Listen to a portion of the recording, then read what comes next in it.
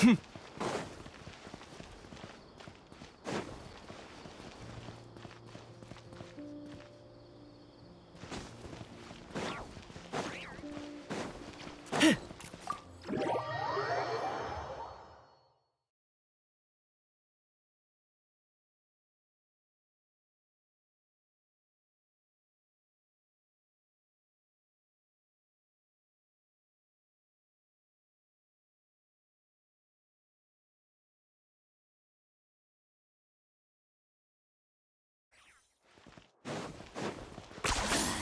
really are a one-trick pony. Nahida!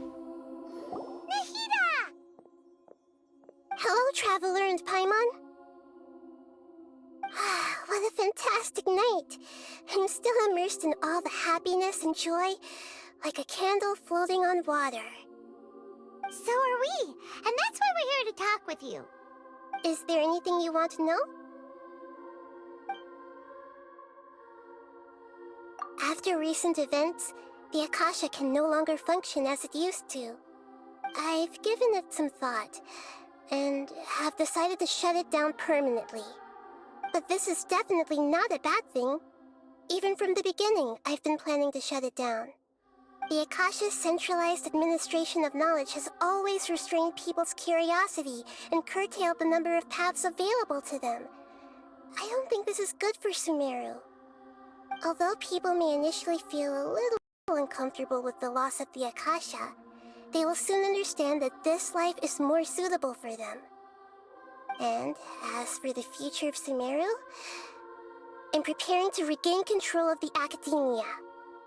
The former sages have received their punishment, but the new sages have yet to be selected. I will oversee the process personally. I hope that the new 6 great sages will be more focused on academics. Sumeru needs such leaders more than ever. The other big issue is the people of King Deshret. All the residents of the desert, in fact. They have been mistreated for far too long. I've already taken some measures to address this. It will take some time to rebuild everything, but no matter if it's culture, friendship, or trust, we will rebuild it.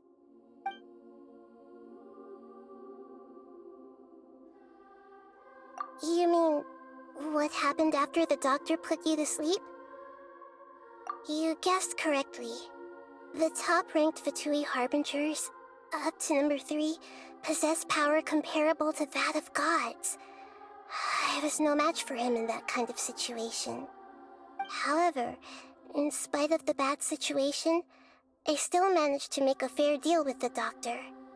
I'm sure you remember the entity that changed your fate, the Heavenly Principles. In fact, the Heavenly Principles has been quiet since the Conria disaster 500 years ago. I used this point as leverage against the doctor. I told him that the Heavenly Principles may be awakened if I destroy the Gnosis. Although it's just a bluff, he still fell for it. I assumed that the Heavenly Principles wouldn't just stand by and let such extensive damage to its laws take place. And as for what I exchanged for the Gnosis, the exchange served as both punishment for the doctor, as well as a boon of new knowledge that I couldn't refuse as the God of Wisdom.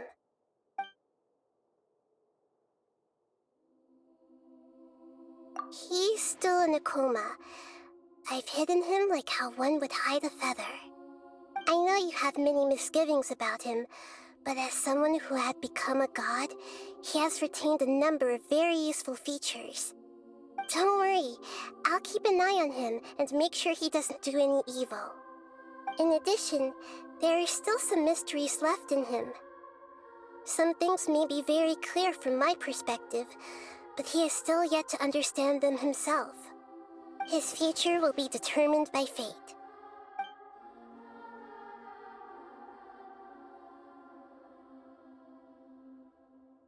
Is that where you're headed next? Fontaine, the Nation of Justice?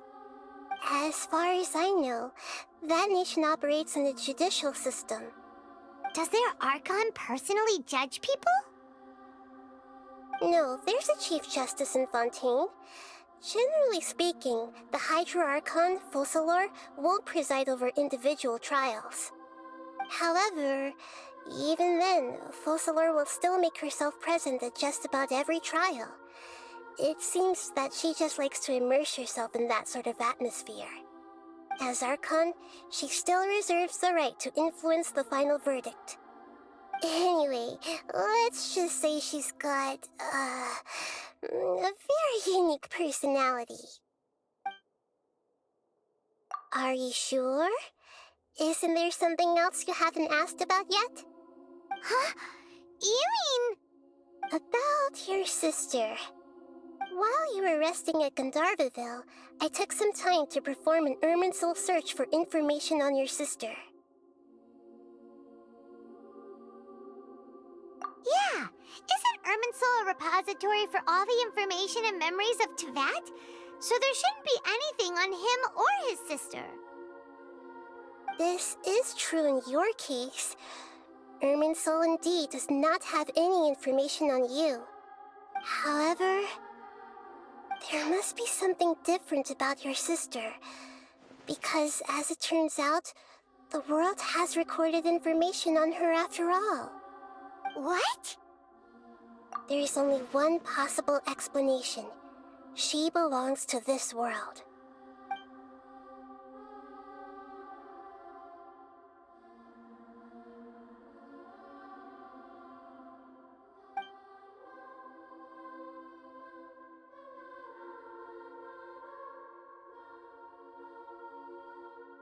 But nothing about this makes any sense!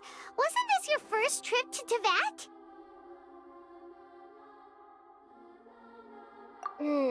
According to the records I was able to access, your sibling suddenly appeared in Conria. After the Conria disaster, she began her journey through the 7 nations of Teyvat. But just as her journey was about to reach its conclusion, the Irminsul records on her suddenly become fuzzy. What do you mean, fuzzy? Did something happen to her? All I know for sure is that somebody, for reasons only they can know, is deliberately obfuscating her fate. And whoever it is, if they can do that, who knows what else they're capable of. But even that wouldn't explain how she somehow comes from this world. Something else I noticed was that according to these records, the Fatui have not classified your sibling as one of the Descenders. What's a Descender? Paimon's never heard of it. Look, I'm sure you must be curious about the information I received from the Fatui in return for my gnosis, right? A very important part of the intel was about this world's Descenders. External beings, ones that don't belong to this world. Traveler, you are Teyvat's 4th Descender. Huh? So the Fatui count 3 other Descenders before the Traveler, and his sister isn't even one of them? That's right. My current hypothesis is that the first Descender was likely what we now call the Heavenly Principles. As for the other Descenders, I still need to verify their existence. It could take me some time. Paimon's head's about to burst from all this crazy new information. And yet, even knowing all this, I'm sure you must still have a lot of unanswered questions. I must say, I truly regret that I can't help you more as the God of Wisdom. There are many questions in my heart as well. I will need some time to go through each one of them. And soon, you'll also begin your journey anew and depart from Sumaru. I'm very interested in your future. It's a journey that can't be observed or recorded by this world. If fate is the ultimate knowledge, then your future will be the ultimate fate. Paimon's sure glad we got to meet you, Nahida. The pleasure is all mine. I can't thank you enough. Alright, that's enough talk for today. If you ever miss me, just close your eyes, and maybe I'll appear in your dreams.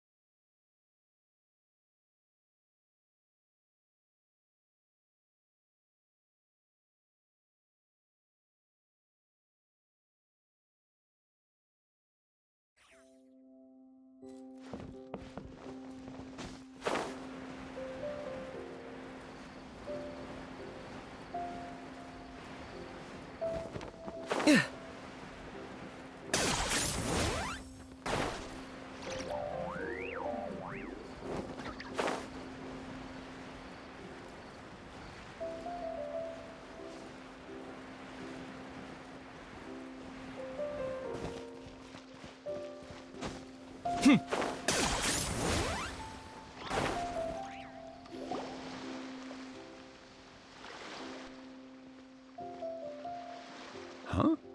Wait, you're that blonde traveler who's on a journey to all corners of Teyvat, right? Who's asking? Do you need something from us? You bet I do. I was worried I wouldn't be able to find you. I have a letter for you, you see.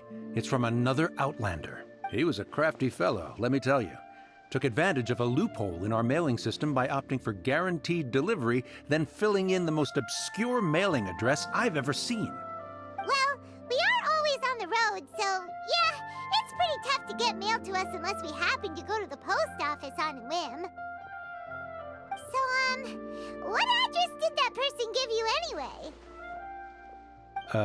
He just wrote, next to a small, white-haired talking fairy. What? So the address is Paimon? Yeah, exactly, right? And if I failed to deliver the letter, I'd have been bound by regulation to compensate him. Really, he got me good. I count myself very lucky that I ran into you here. Of course, here it is. All yours. Come on! Paimon wants to have a look too!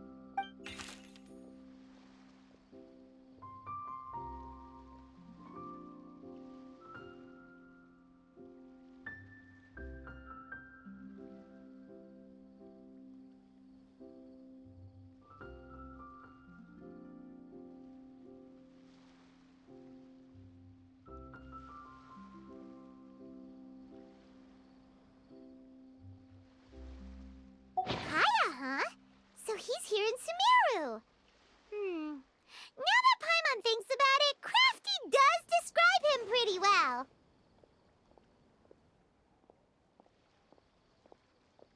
From what he wrote in the letter, it looks like he didn't think there was much chance of it reaching us. Or maybe he's just being sneaky. Do you think he's making this sound like a miracle of fate so that we'd have to go meet up with him?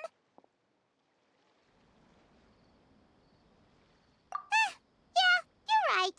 It's always nice to see old friends.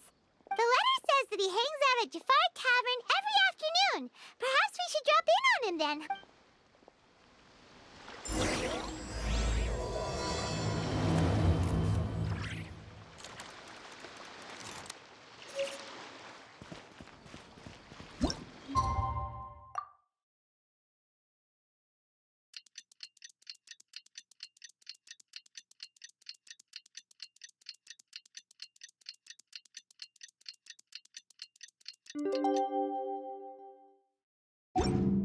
Kaya should be at Jafar Tavern right now. Let's go see him.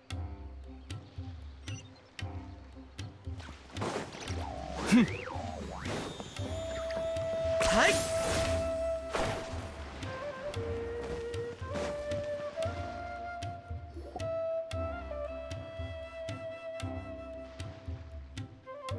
I'll have something I haven't tried yet, boss. Sorry, sir. I'm afraid you've already tried every type of liquor we serve. Oh? Well then, just the bill, please. That's just as well, I suppose. I do have other matters to attend to. Kaya, you're really here. Paimon half Hey, Paimon, traveler. Looks like the gods smile upon me after all. And come now, I wouldn't joke about wanting to see my good friends. Wait a second. You must be here on official business, right? What do you think you're doing spending every afternoon drinking at the tavern? You itching for a lecture from Jean? Not at all. The acting Grand Master positively terrifies me. Why would I ever do anything that might displease her? The truth is, I'm in Sumeru to learn about the alcohol industry here. So despite how it might look, I'm actually at Jafar Tavern for strictly business purposes. Sumeru's spices are famous the world over, and it's long been rumored that this fine establishment was where a certain very popular spiced cocktail was invented. That's why the Knights sent me, their foremost expert in alcoholic beverages, to come and see if it is as good as the rumors say. And how did that go? So far, so good. I'm already in talks with some spice merchants in Port Ormos about some potential collaboration. Yeah, that does sound like a great business opportunity. Guess Don Winery and Master D-Luke are gonna make a tidy sum from this one too, huh? Well, let's not get ahead of ourselves. Whether this lucrative opportunity gets passed along to Don Winery or not depends on how nice I'm feeling. Hey, using your job to settle personal grievances isn't very knightly, Captain! Oh? What makes you say that?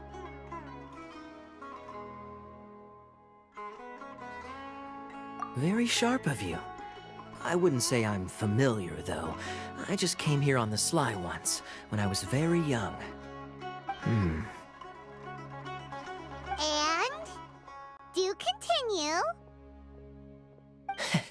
Do I have to?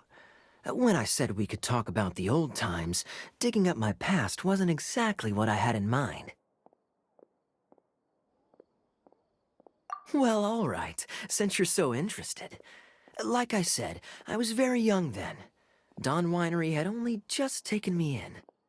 I overheard my adoptive father talk about sending a team of merchants to Sumeru during a business meeting. I'm sure you'll agree that everyone's curious about their roots on some level. And my roots? They're in Conria, which is said to have been located deep underground, somewhere near Sumeru. And so I stowed myself away amidst the cargo, and silently joined the merchant delegation on their trip to Sumeru. But it wasn't long before the merchant delegation received news that I'd gone missing. Their leader promptly found me, and before I knew it, my adoptive father was dragging me back home by the ear. It was a short-lived adventure. Sorry I don't have a more thrilling story for you. Honestly, not much. The only reason I knew that Conria was near Sumeru is because I happened to read that in a book when I was young. My life had less and less to do with Conria as I grew up, and so I started caring less as well. I used to believe that I had inherited some sort of duty from my father. But then I began to wonder. Maybe my father left me in the peaceful land of Mondstadt for no other reason than simply to keep me alive. As well as ensuring that I'd be safely cut off from certain things. The thought that I might be able to actually live a happy life there must have been the icing on the cake.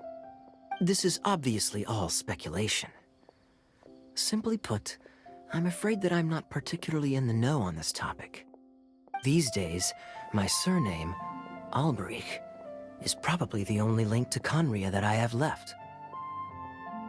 One death afternoon, please, boss. Tell me, what do you know about the significance of that name, Alberich? Dainsleif? Ah, you've decided to join us. I was wondering how long you planned on listening in. I believe I've seen you before in Mondstadt. Dainsleif, if I'm not mistaken. So you remember me. Then we are already acquainted, Kaya Alberich, descendant of the Abyss Order's founder. Huh? What? I take it that you weren't aware of this until now, Kaya. Or you wouldn't have been so forthcoming with your surname. Oh my. That's quite a lot of baggage for a surname, isn't it? Though I must say, it does confirm an old suspicion of mine. I suppose that was why my father left me in Mondstadt after all. I'm surprised that you take me at my word without the faintest hint of skepticism. Well, perhaps what you told me just happens to answer some questions I carry in my memories. And in any case, I recognize your eyes. You're a pure-blood Conrian, aren't you? Very clever. Forgive me for being direct, but I sincerely hope this new knowledge doesn't change anything. If you've already let go of your ties to the past, then keep it that way. Kaya, you're not involved with the Abyss Order in any way, are you? Hey, hold on now. This conversation has taken a rather sudden turn for the deadly serious. And I'm afraid that as someone from Mondstadt, I'm not accustomed to this sort of atmosphere. So what if I know my ancestry? Do I strike you as the type who would be bound by that kind of thing? Relax. I'll be just as delighted to hunt down the Abyss Order tomorrow as I have always been. Either way, looks like we're out of time. I've got a spice merchant to meet in a minute, so I'll leave the three of you to carry on the conversation without me. Well, all right then. You go do your thing, Kaya. See you around. And Dainsleif, no need to listen in from the sidelines next time we meet. Let me buy you a drink. You don't really trust him, do you, Dane? You're both from Conria, but you get on like oil and water. The fact is, I still do not know him well. It would be meaningless for me to jump to conclusions. But can a person truly be unaffected by their ancestry? This remains to be seen. Well, I suspect that they call your sister their princess, precisely because there is a succession of sorts.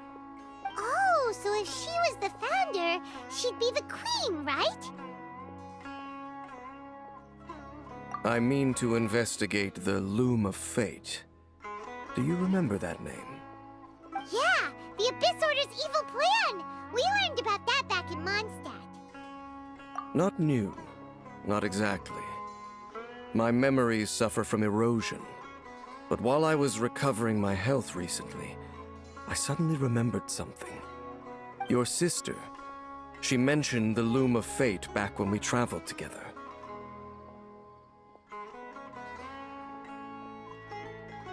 Apparently so.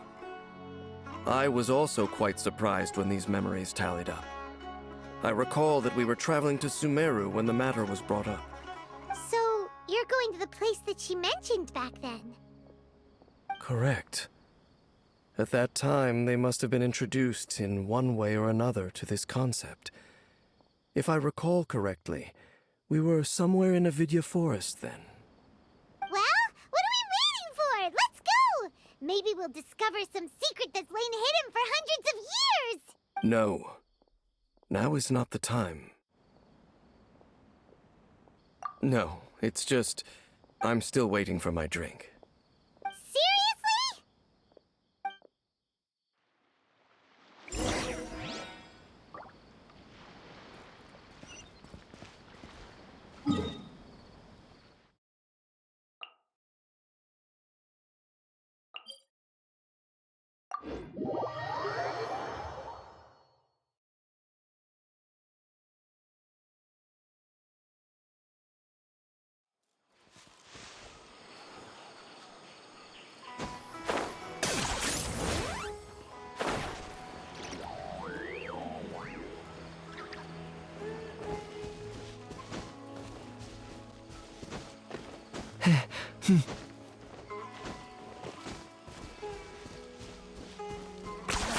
You really are a one-trick pony?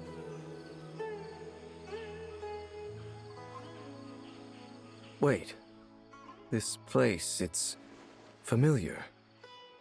What about it? It looks pretty normal to Paimon. Was it like this hundreds of years ago, too? Yes. The forest has barely changed from how I remember it. There is very little human activity here after all. Let's search the area and see what we can find. Is this a field? It must belong to whoever owns that house over there. But it looks like it's been abandoned for a long time. You could be forgiven for thinking nothing was ever grown here. Or, wait, maybe nothing ever was grown here. It's an extinguished bonfire. Forest rangers, perhaps? Looks like it's been ages since it was last lit. And clearly they put it out carefully to prevent a forest fire, too. That's responsible. Nothing else stands out in this area. All that's left is that building. Come on. Wait, we're just gonna go barging in? What if someone's home? Unlikely. There are no signs of life in this area. We should be able to enter without incident. If you say so. Well, you lead the way then, Dane.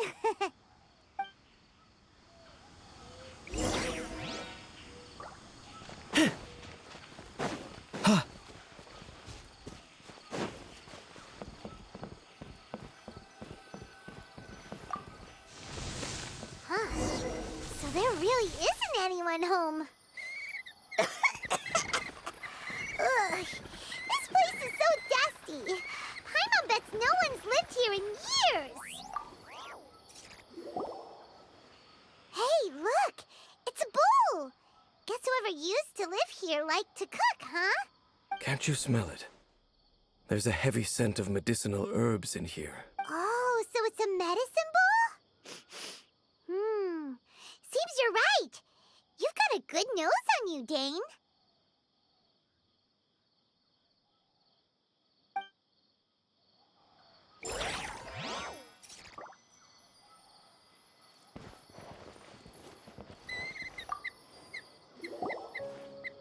There's a box over here. Why don't we open it? And by we, Paimon means you. Paimon's just scared that whatever's inside might bite her fingertips off.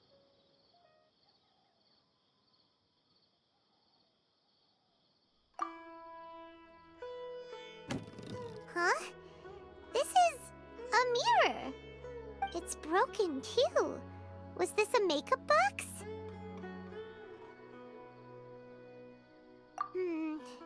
That's kinda disappointing. Paimon was hoping we'd uncover some super big secret, especially after Dane talked this place up.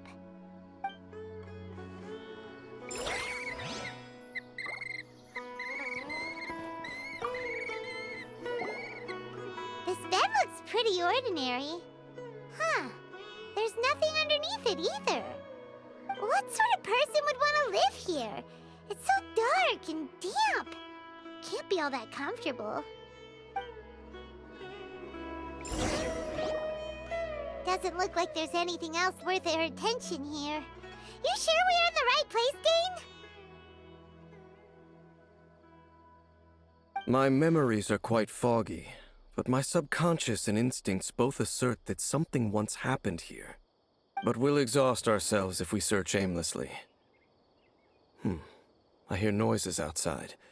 Let's go and check. Noises? It's not much. Just some minor adversaries.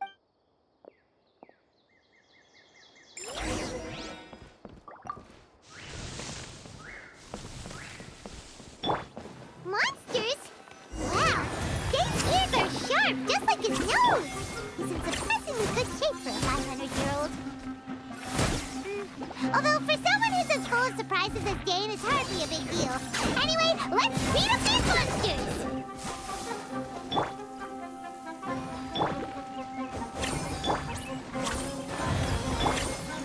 Locked on!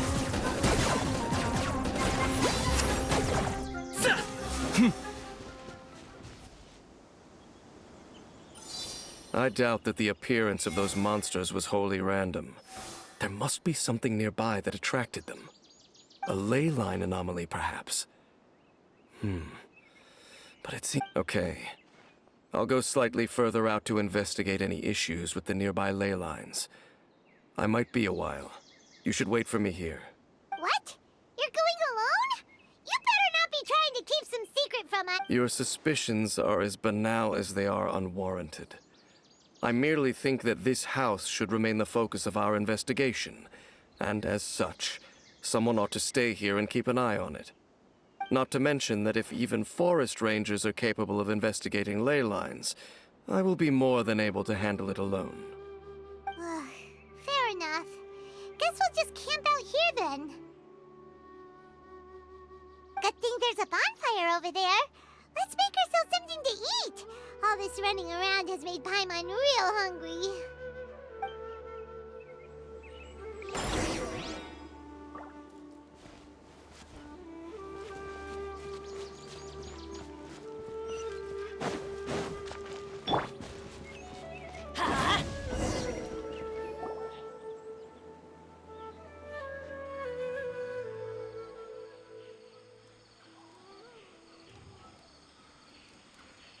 Your cooking is as good as ever. Even if there was no other reason, the food alone would be enough for Paimon to stick with you.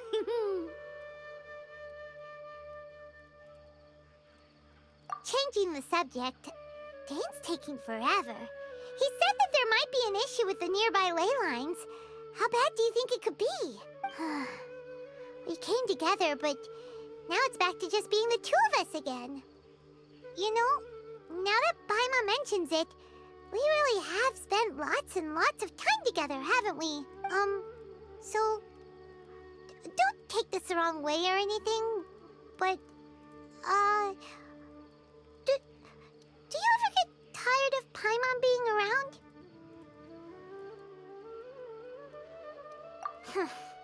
Okay, fine. Paimon should have known you weren't gonna say anything nice. So, next question.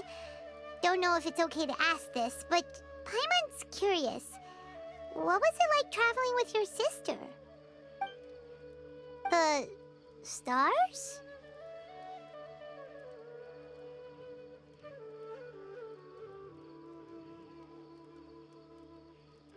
Wow.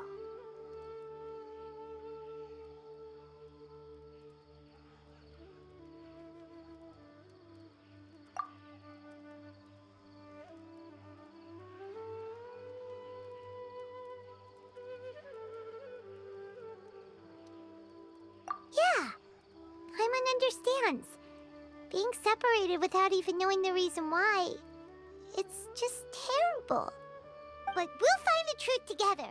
Sure as Paimon's your guide. Just you wait, Heavenly Principles, and you too, Teyvat. You know what? We've talked too long about this sad stuff. Let's talk about something happy instead, 'cause if you're sad, Paimon will be too. All right. It's getting dark, so why don't you rest? Paimon will take first watch. Don't worry, no monster's gonna come and eat you up. Oh, come on! Don't say that! Paimon just wants to look after you for once. Nighty-night. Go on.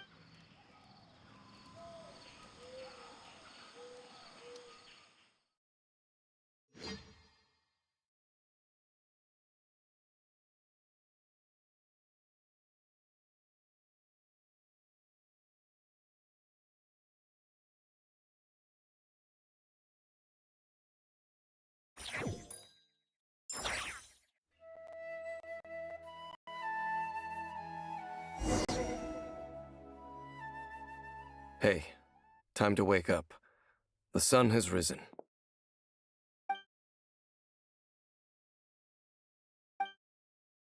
What a deep sleeper. You do know that we need to... Tear stains. You dreamed of your sibling last night, didn't you? All right. Rest here a bit longer then. I'll head into the forest to investigate.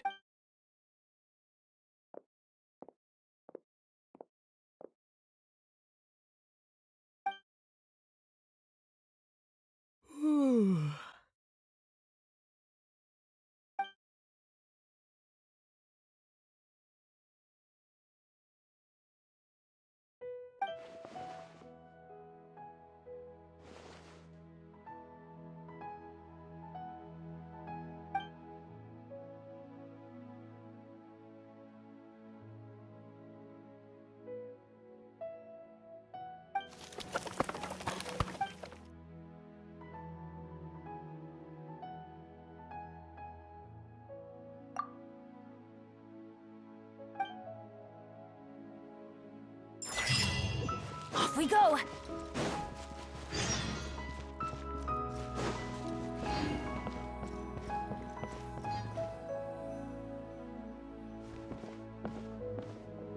Halt! What do you think you're doing? This place is not whatever you think it is. Nor should you be poking your nose into my business. Begone! Your travel companion? You mean the one that was keeping watch by your side last night? Your companion departed for the forest early this morning. That much I saw with my own eyes.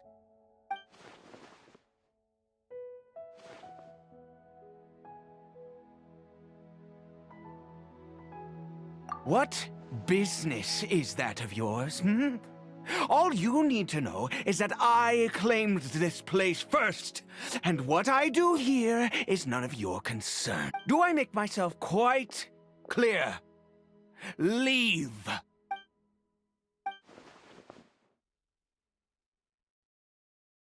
Well, what are you waiting for?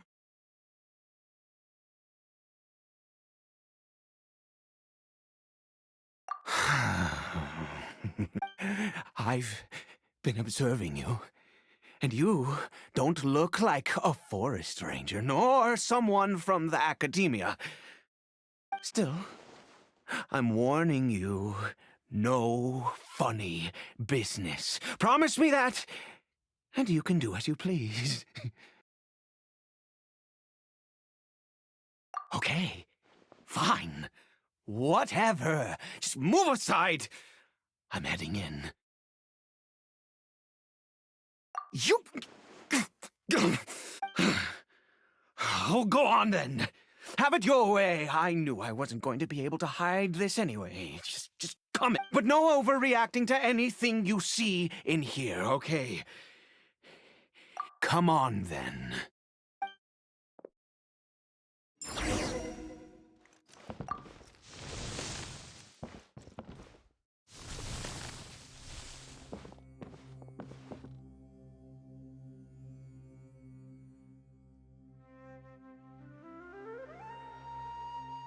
Mind your own business. And don't worry, he isn't... How could he be? He was too young for anything like that.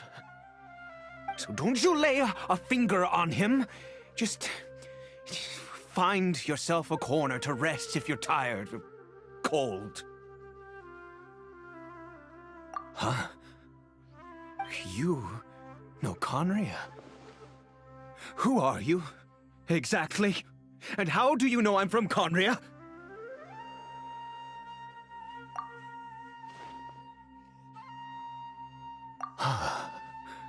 Do you worship a god, traveler?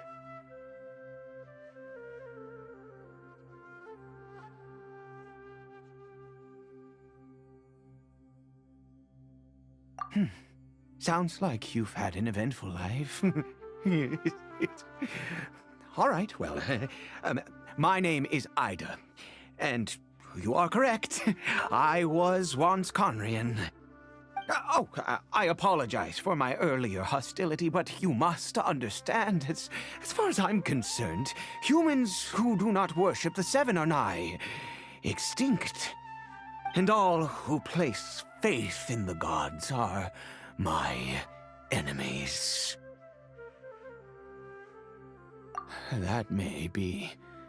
But the fact is that chances to talk to people like yourself have been few and far between since the cataclysm. This wretched curse of immortality. Who knows how long I must continue to suffer like this?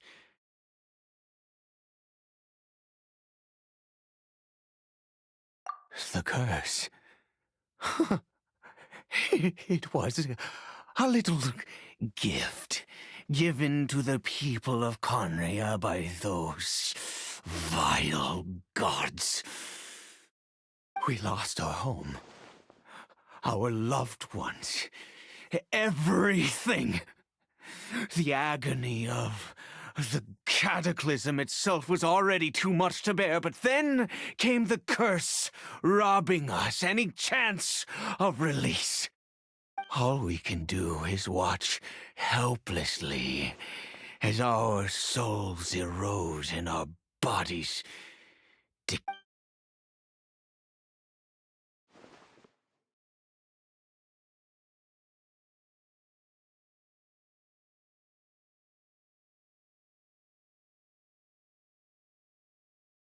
because, although Conria began with a single bloodline, it was a home to others too. Any who forsook their gods and came to Conria were welcomed as our fellow citizens. When the cataclysm came, we pure-blood Conrians were declared the greater sinners. Upon us the gods placed the curse of immortality. But those whose ancestry belonged to the domains of other gods were punished with the curse of the wilderness as they fled, turning them into monsters.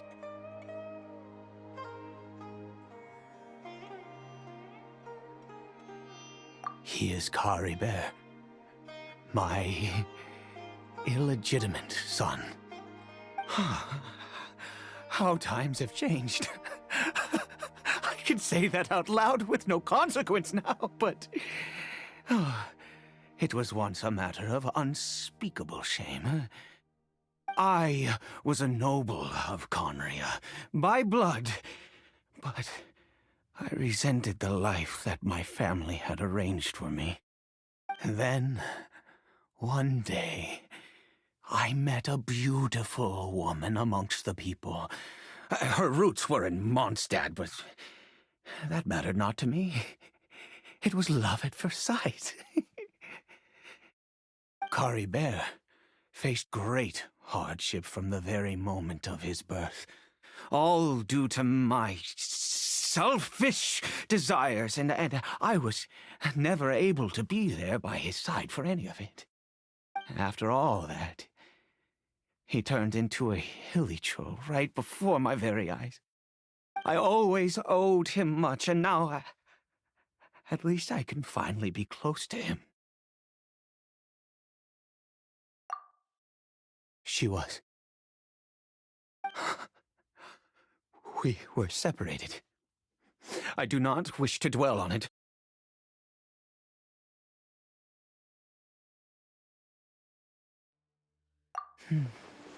It could be worse.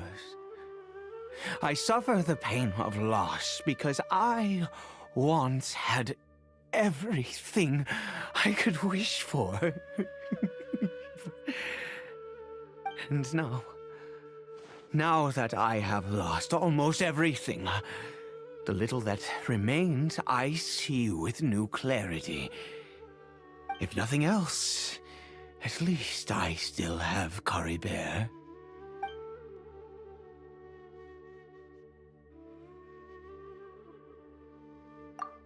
Yes, that reminds me. I only returned here to check on Kari Bear, but I do have other things I wish to do.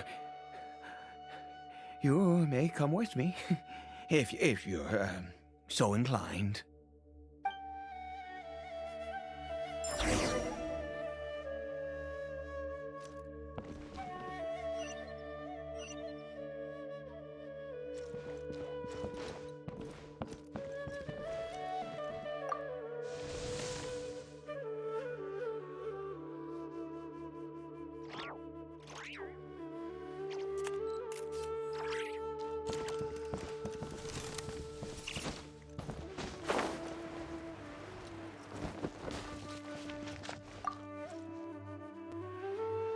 Over here.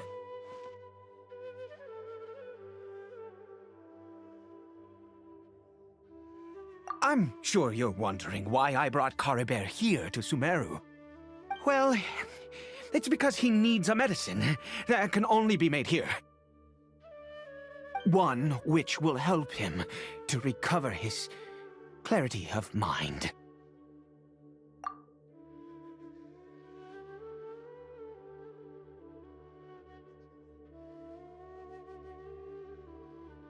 I do not hope to break the curse. I am well aware of my powerlessness against the punishment of the gods.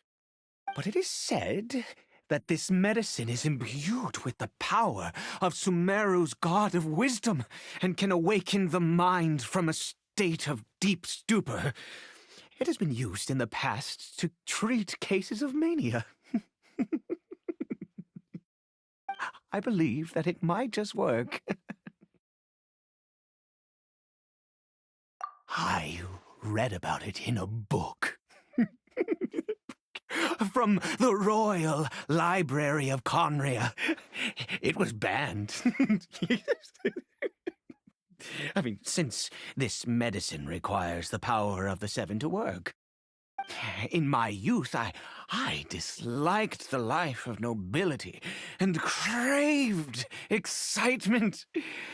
I was leafing through some forbidden text and happened upon it. What other choice do I have? What exactly would you have me do? The gods have already punished us. What does one more sin matter now? Never mind.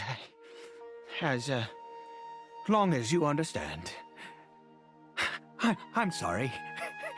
I struggle to take control of my mood sometimes. Perhaps a consequence of having lived too long. As it happens, I am in dire need of some help to make this medicine. My hands don't have the dexterity they once did. I fear they may be decaying from within. All thanks to this curse of immortality. Okay. To start with, take this ingredient.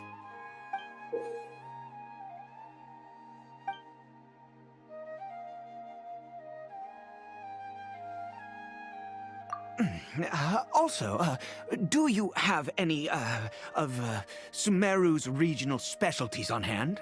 I believe they're called Kalpalata lotuses and Sumeru roses. Oh, wonderful! Oh, in that case, we have everything we need. This is the method for making the medicine. You just need to follow the steps.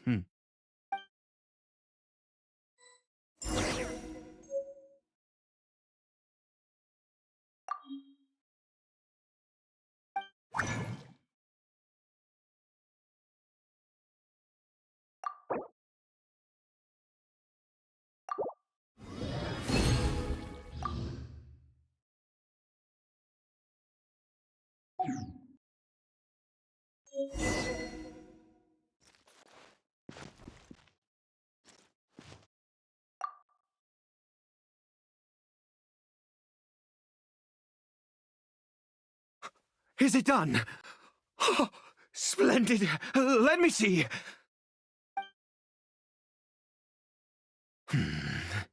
In all honesty, I do not know what the end product is supposed to look like. The banned book didn't feature any illustrations. Well, the moment has finally arrived. Curses. No! We need to perform one final step to complete the medicine.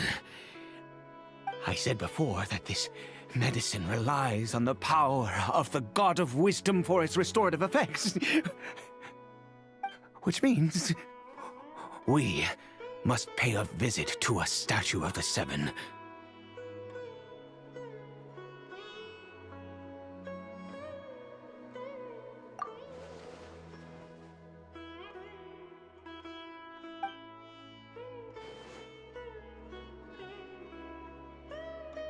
Let's go.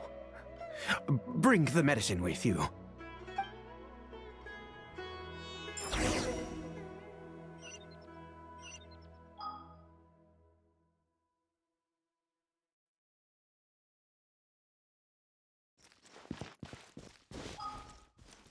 Go! You're free now!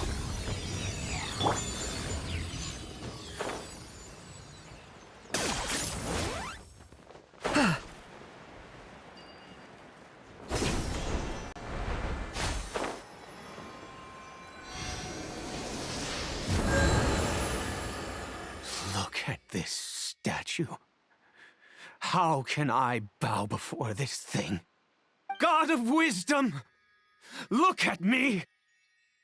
I will utter no prayer, nor will I sing your praises.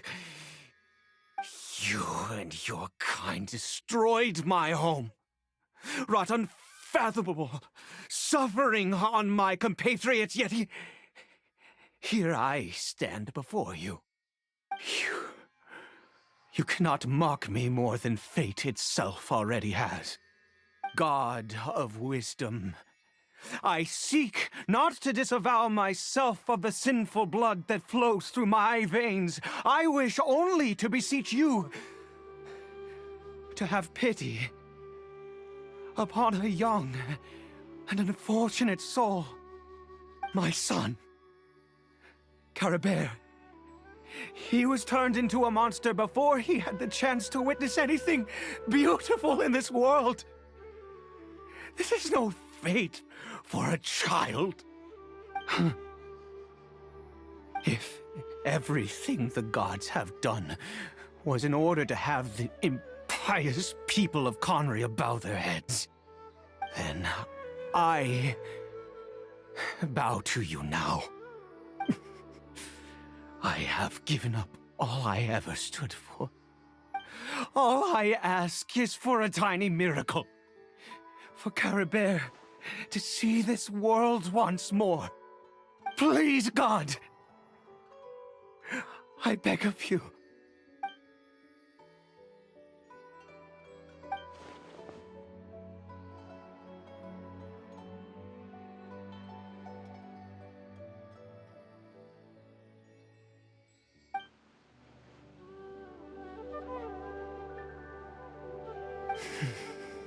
I have made quite enough of a fool of myself for one day.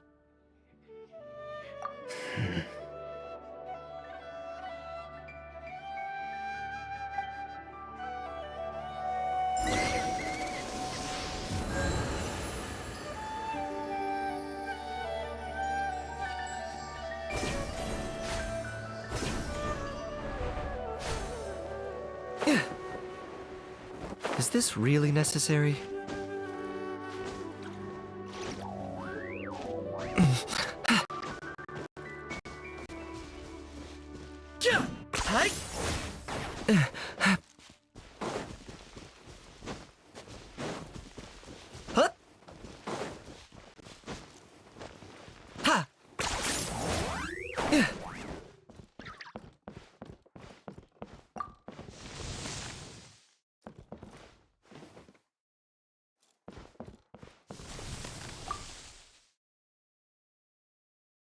Caribert?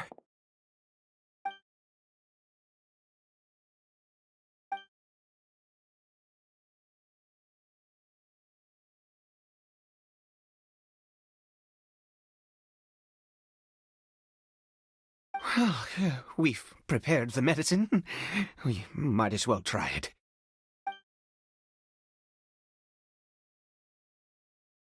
Caribert, it's me. It's your father. Caribert. Caribert, please say something. I'm sorry I couldn't be at your side when you were born. And that I failed to reach you and Mama in time when you both were suffering. But I'm here now. Papa's been by your side all these years. I've never left you, not once. Are you still angry with me, Caribert? I know you're awake now. Do you not want to talk to me? I'm so sorry, Caribert. Forgive me. Please, say something, anything. Please. Please.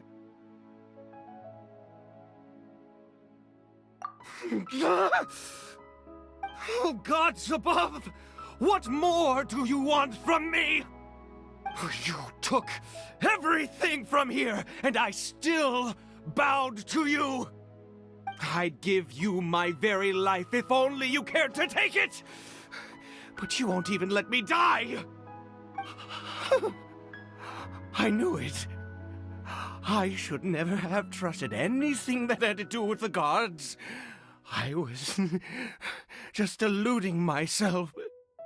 The gods of this world have never stood with humanity, not even for a moment.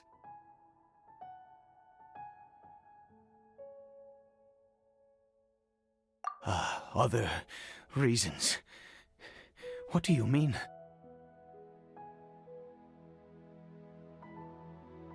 Huh. You really think so?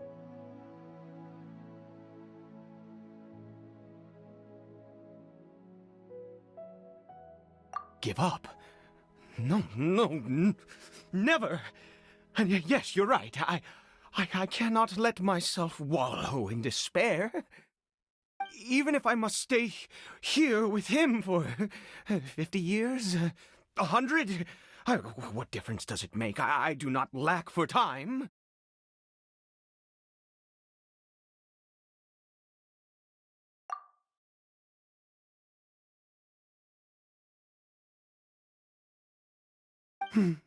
Let's go.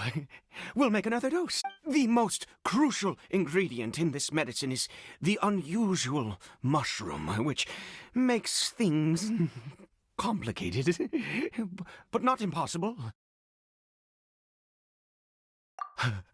I grow them in that field. The details don't matter, right? Curb your curiosity and just do as I instruct. If you truly wish to help me, that is how you can do it. There is a waterfall near the statue I prayed at. I need you to collect some water from there around 2 in the afternoon. I'll be here watching Kari Bear. Once you're back, I will make some fertilizer for the mushrooms. Good. Then please head over when the time comes.